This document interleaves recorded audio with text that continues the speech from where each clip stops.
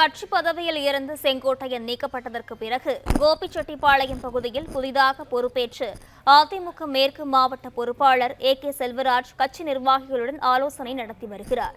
இதுகுறித்தான முழுமையான விவரங்களுடன் செய்தியாளர் சக்திவேல் இணைப்பில் இருக்கிறார்.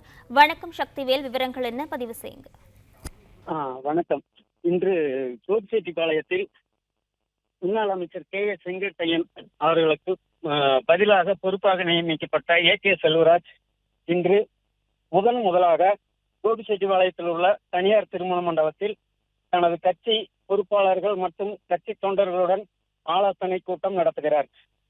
இதில் கடந்த 2 நாட்களுக்கு முன்பு பவானிசாகர் மற்றும் அந்தியூர், புளியம்பட்டி ஆகிய பகுதிகளில் அதிமுக கட்சியினரை சந்தித்து ஆலோசனை நடத்திய பின்பு முதலாக இன்று கோபியில் ஈரோடு புறநகர் மேற்கு மாவட்ட செயலாளராக நியமிக்கப்பட்டுள்ள பொறுப்பாளர் கே செல்வராஜ் இன்று கட்சி தொண்டர்களுடன் தற்போது ஆலோசனை கூட்டம் நடத்தி வருகிறார்.